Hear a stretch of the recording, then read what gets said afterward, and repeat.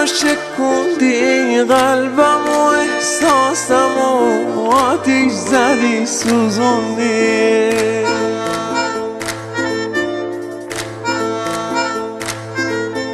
غمین و دل شکستم، عزیزمون خستم، بعد تو مهربونم، دل به کسی نبستم.